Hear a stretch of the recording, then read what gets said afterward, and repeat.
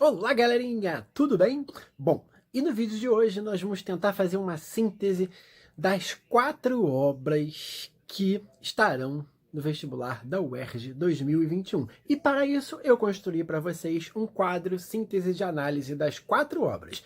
Nesse quadro vocês vão ter o ano de produção da obra, nome da obra, em qual fase do vestibular da UERJ ela vai ser cobrada, ou seja, primeiro exame de qualificação, segundo exame de qualificação, prova de redação ou prova específica de língua portuguesa e literatura, tá? Vamos ter uma síntese de cada uma das obras, um resuminho, e vamos ter possíveis intertextualidades. Vamos começar por Triste Fim, de Policarpo Quaresma. Lembrando que o quadrinho síntese que eu fiz para vocês vai estar aqui embaixo na descrição do vídeo, linkado pelo Drive, então vocês vão poder abrir, ter em casa, estudar esse material, tá bom? Então vamos analisar agora Triste Fim, de Policarpo Quaresma, de Lima Barreto.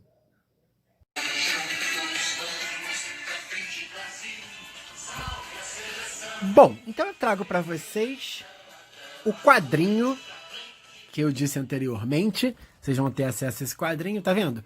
Como eu expliquei, teremos aqui os livros, o autor, um resumo sobre a obra, possíveis intertextualidades. Então, ó, temos todos eles. Triste Fim, de Policarpo Quaresma, Assim na Terra como Embaixo da Terra, 1984 para a prova de redação, e Sonetos, de Luís de Camões, para a prova específica. Agora vamos falar de Triste Fim, de Policarpo Quaresma. Livro que sai em formato de livro em 1914 e que é produzido originalmente em folhetins no Jornal do Comércio no ano de 1911. Ele sai durante 2 meses no Jornal do Comércio, à tarde, no período vespertino, tá? E vai narrar a história do nosso Major Quaresma, o nosso Policarpo Quaresma, o homem que mais amou o Brasil. Tá? Quaresma sofria desse nacionalismo ingênuo, desse ufanismo ingênuo, e se decepcionou com o Brasil ao tentar transformá-lo. Ele tenta transformá-lo de 3 formas: através da cultura, tentando transformar o Tupi-Guarani na língua oficial do Brasil, através de uma reforma agrícola que tinha como base a pequena propriedade, e através da política. Seu futuro, como o próprio título já anuncia, não foi nada bom. Ele acaba, pelas 3 tentativas de reforma do Brasil.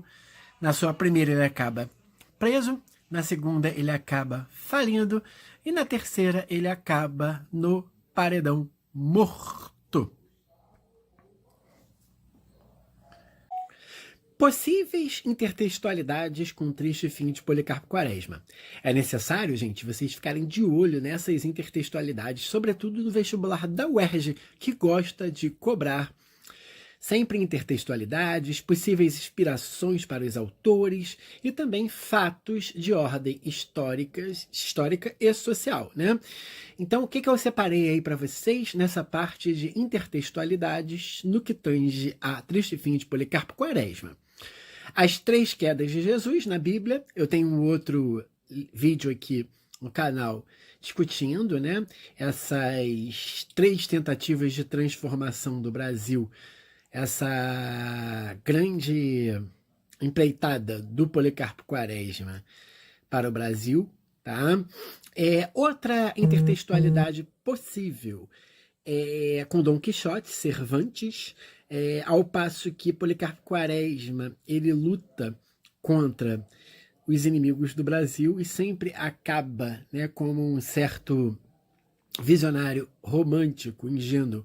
Ele sempre acaba sendo derrotado pelos principais vícios do Brasil, tais como corrupção, tais como clientelismo.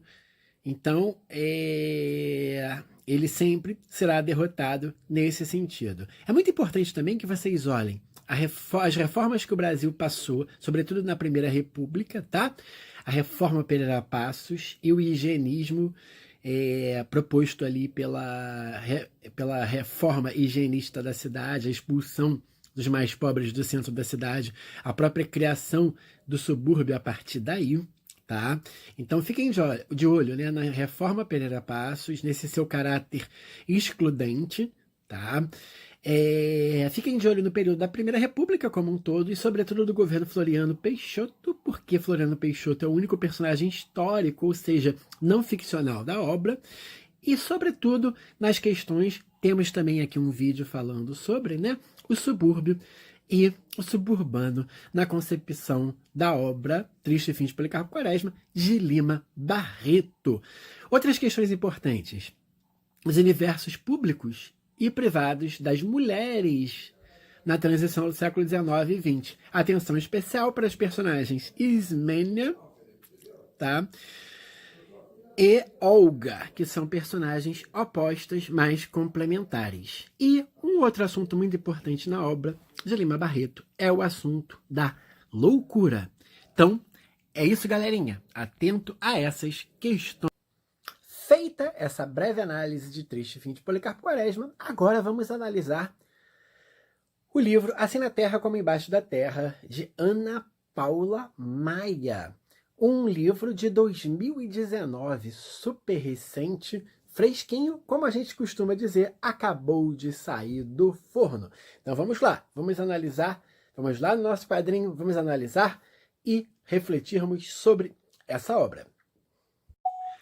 Assim na Terra como Embaixo da Terra, vai ser cobrada no segundo exame de qualificação da UERJ. É uma obra de 2019, super recente, de uma autora contemporânea, uma autora viva, chamada Ana Paula Maia. Bom, o que se destaca na obra de Ana Paula Maia? Sobretudo a capacidade que essa autora tem de representar o universo masculino, os universos masculinos, e com tamanha precisão, e com tamanha realidade e tamanho violência.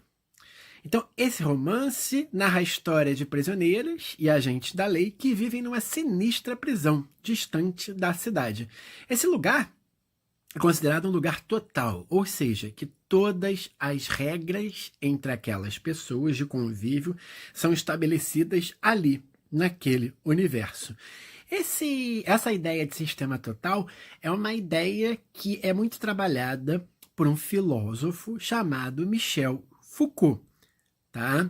Então, no mesmo ambiente, esses homens, tanto os agentes do Estado, tá? Os carcereiros, vamos colocar assim, como os prisioneiros, são totalmente animalizados e atomizados. O que quer dizer a expressão atomizado? Quer dizer que eles estão presos às suas individualidades e sem qualquer perspectiva de estabelecerem laços sociais. Então é uma vida totalmente individualista, no pior sentido hobbesiano, sendo que o homem é lobo do próprio homem. Lembrando o grande filósofo, século XVII, inglês, Thomas Hobbes, que tinha uma concepção bastante negativa da natureza humana.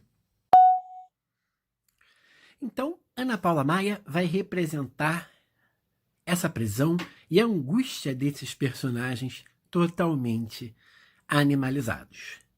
São personagens violentos, de um lugar que as relações sociais são impostas pela violência, pela ausência de laços de solidariedade, né? E por esse mundo totalmente, absolutamente violento. Tá? Possíveis intertextualidades para vocês estudarem nessa obra. Prisão e sistema correcional. Existe atrás, né, por trás aí da obra ficcional, uma pergunta: será que o sistema correcional ele realmente corrige? A prisão enquanto sistema correcional, ela realmente corrige? Essa, não por acaso, também é a discussão do filósofo que apontei anteriormente, Michel Foucault, na sua obra, uma das principais obras de Michel Foucault, chamada Vigiar e punir. Então há uma intertextualidade aí, sobretudo com a questão da prisão como um sistema correcional. E vocês vão também ter que ficar atentos a questões como violência, animalização do homem, ausência de solidariedade entre os prisioneiros e os agentes carcerários, atomização do homem, manicômios, prisões, conventos, lugares que são totalmente fechados e que geram esse sistema que a gente vai chamar aí de sistemas totais de controle total dos seres humanos. Vocês também podem olhar a obra de Irving Goffman, que é a sua obra mais famosa, que é a obra Manicômios, Prisões e Conventos, na qual ele vai analisar pessoas que vivem em manicômios, em prisões, em conventos, e o quanto esses sistemas aprisionam o indivíduo. O corpo do indivíduo é tratado como mais um número. Vale também a pena, como a gente já explicitou anteriormente, analisar a perspectiva de natureza humana ruim do homem, né? De Thomas Hobbes, e um filme muito bacana que eu trabalhei no início do ano com os meninos do pré-vestibular, chamado Relatos Selvagens, um filme argentino de 2011, muito premiado internacionalmente, e que vai tratar dessa animalização dos seres humanos e das relações brutais entre seres humanos. É isso aí, galera. E agora a gente vai falar de uma das distopias, se não a mais importante distopia criada pelo século XX, a obra 1984 de George Orwell, uma obra que está toda baseada em conceitos históricos e na sua própria historicidade de produção da obra. Por que, professor André? Porque essa obra é produzida em 1948, aí tem uma mudança aí dos números, né? 1948 vira 1984, o período da Guerra Fria. E essa obra, ela causa um impacto fantástico sobre o universo ficcional da literatura produzida no século XX e também, sobretudo, na concepção de uma obra enquanto uma distopia. Ela vai servir de exemplo para todas as literaturas distópicas posteriormente produzidas. Vamos analisar. A obra 1984 precisa ser rigorosamente analisada. Por quê? Gente, ela é a obra cobrada na prova de redação da UERJ. Todos nós sabemos o quanto o vestibular da UERJ, a prova de redação vale tanto qualitativamente quanto quantitativamente, né?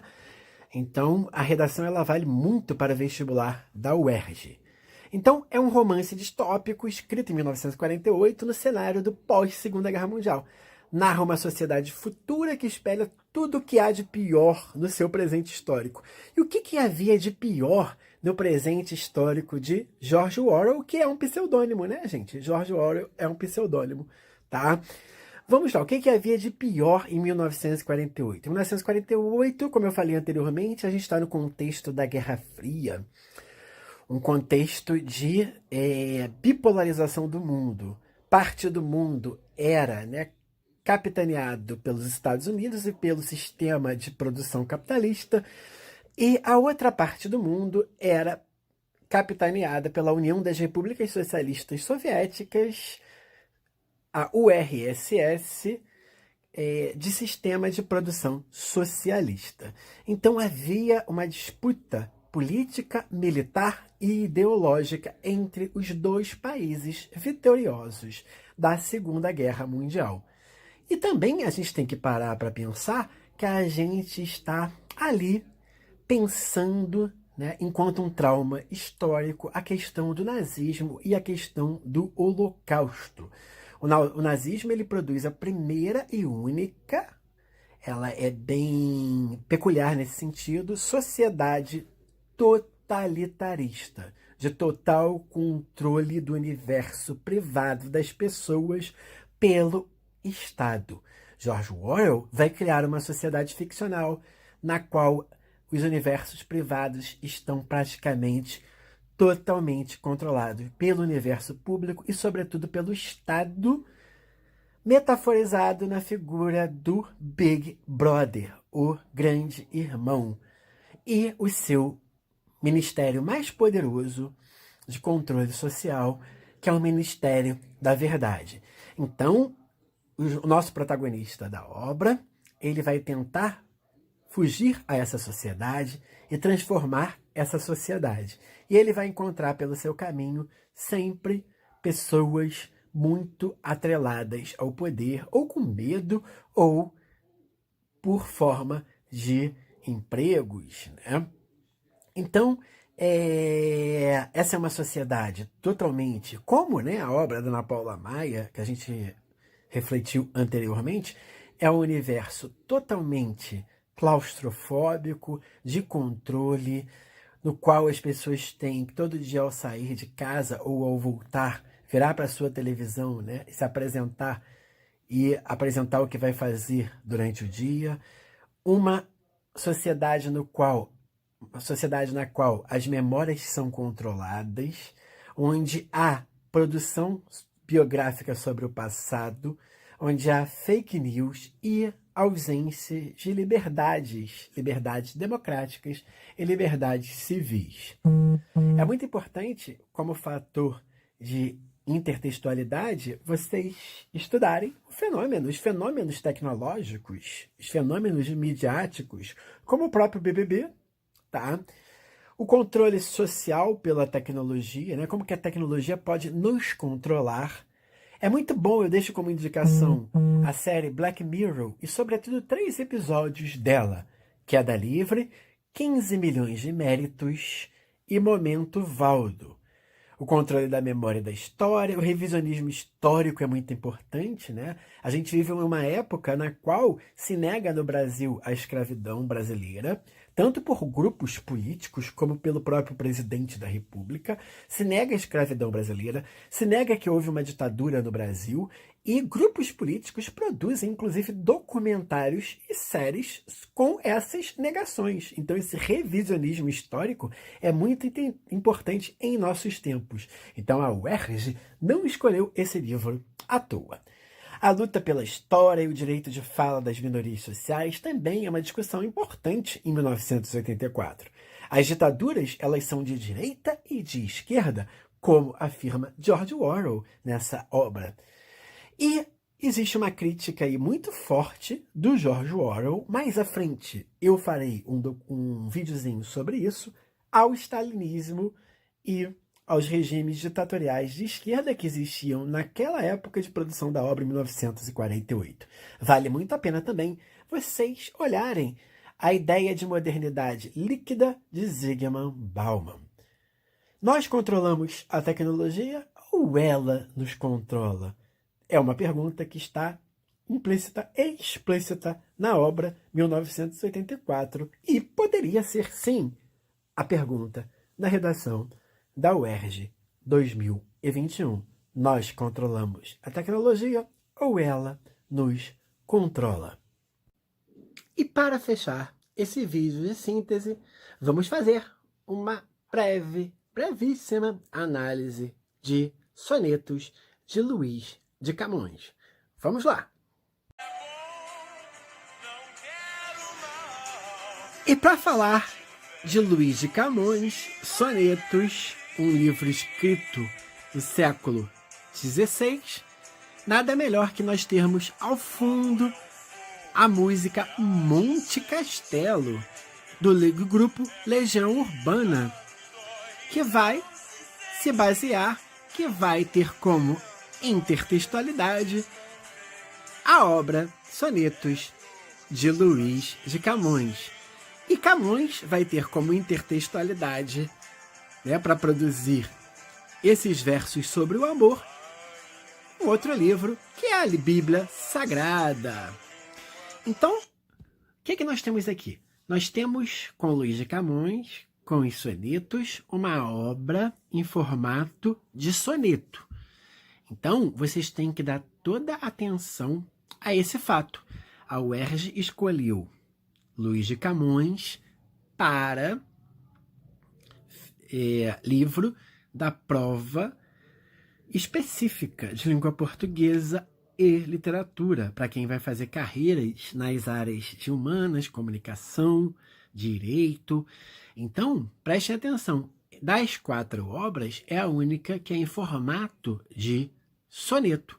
Na literatura, a gente costuma dizer, né, que a forma ela também influencia, tá, a qualidade do texto. Tá? Então, nós temos aqui uma forma diferente. Os outros 3 livros são romances. E aqui nós temos o soneto, uma literatura em verso, correto? Cujo gênero aí principal dos sonetos é o gênero lírico.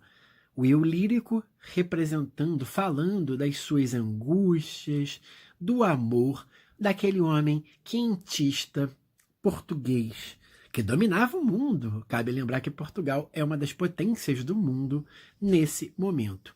E Luís de Camões, gente, para a literatura de língua portuguesa e todas as suas derivadas, como a literatura brasileira, é uma literatura fundacional. A língua portuguesa, a gente pode dizer que ela se efetiva, ela se institucionaliza com Luís de Camões, que em Portugal é um grande ícone, né? Luís de Camões, que está enterrado ao lado de Vasco da Gama, no Mosteiro dos Jerônimos. Bom, o que você tem aí de intertextualidade para essa obra? A formação histórica de Portugal enquanto primeiro Estado-nação, a formação da língua portuguesa moderna, como eu acabei de afirmar, Portugal, um país do Atlântico, formado pela tríade, o catolicismo, a navegação e a literatura. Então, no catolicismo, nós temos a igreja, nós temos a cruz, a navegação nós temos em Vasco da Gama a espada, e na literatura nós temos a pena. Portugal é formado pela cruz, pela espada e pelas penas de Luís de Camões. Muito importante também vocês terem como referência a música que a gente acabou de escutar brevemente, Monte Castelo, de Legião Urbana, e, sobretudo, a gente estudar, como a gente vai falar mais à frente e detalhadamente, o humanismo português. Bom, gente, é isso. Espero que vocês tenham gostado. Esse quadrinho com esse link vai estar na descrição do vídeo, aqui embaixo, disponível para vocês baixarem, imprimirem, estudarem. Isso que importa, e esse é o meu objetivo aqui com o meu canal e com os meus vídeos. Um grande abraço, se cuidem, estamos no auge da pandemia. Usem máscara quando forem às ruas, só saiam se for realmente extremamente necessário. Álcool em gel, sabão nas mãos. Quando voltarem das ruas às suas casas, deixem as roupas, lavem as roupas, tá? Grande abraço do professor André.